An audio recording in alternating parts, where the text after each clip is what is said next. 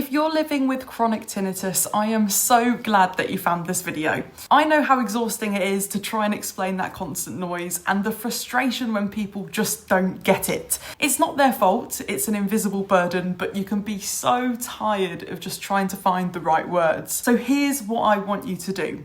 Treat this video as your tool. Some of what I say might not apply to everyone, so listen through and see if it's relevant for your personal experience.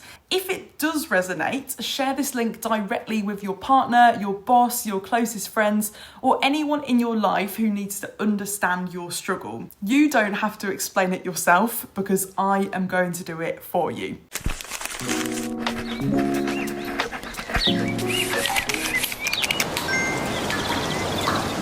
And to the friend, colleague, or loved one watching this right now, thank you so much for being here. The person who shared this with you is inviting you into their reality because they trust and need your informed support. My name is Caris Lount and I've navigated life with tinnitus myself. Over the next few minutes, I'm going to break down what that internal sound can feel like, how it may interfere with their focus and communication, but most importantly, I will give you clear, actionable steps on how you can support someone effectively, both at home and at work. First of all, tinnitus isn't just a ringing in the ears. It's a shift in how the brain processes sound. So let's take a moment to make that invisible struggle a little more visible. Tinnitus forces the brain to dedicate energy to processing noise that isn't really there.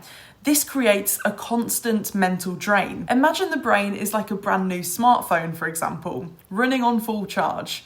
When you're resting, the screen is off and the battery lasts all day. For someone with tinnitus, their brain is secretly running two highly demanding apps in the background 24/7. One app is a high-pitched constant whistle, like a non-stop video stream playing, and the other is the brain's noise suppression center working overtime to push that ringing down.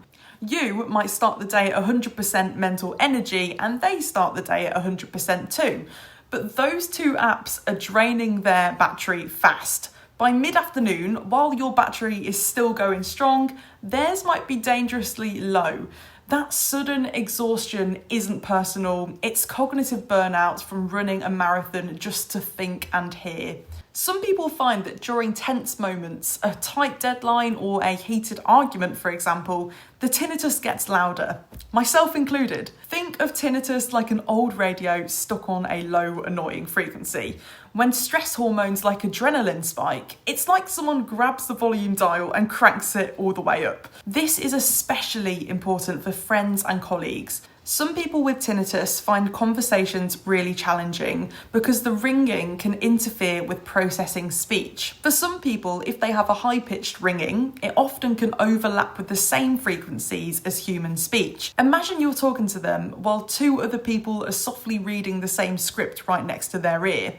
Their brain has to sort out which voice is real and which is the phantom sound. They might catch the first word of your sentence but miss the last two. That's why some people ask for repetition so often. The toughest environments are usually busy restaurants or loud meeting rooms, a perfect tinnitus storm. And small adjustments can make a huge difference. It's worth just asking them, is this location suitable to hear me clearly? That one question can improve their focus dramatically. And if someone asks to repeat or rephrase something, it's not that they're not listening or find you boring, it's their brain trying to manage interference. Actionable support starts with small, consistent efforts. Some people struggle to communicate their needs at work, but they have a legal right to support, and they shouldn't have to go through this alone. If they ask to use a fan or to play low-level pink noise, for example, just understand that this isn't a distraction.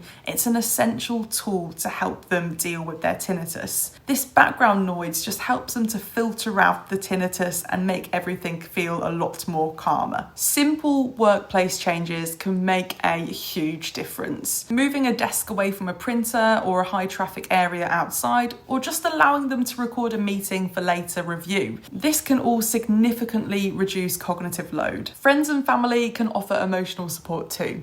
The most important thing you can say is, I believe in you and I can only imagine how exhausting that this must be. avoid judgment, and never say things like just ignore it. We've tried and we've heard that many, many times. Tinnitus often spikes in silence, so this makes sleep difficult. If they need a fan or sound machine running at night, support that routine completely. When going to cinemas, concerts or bars, ask, do you have your earplugs? I'll wear mine too.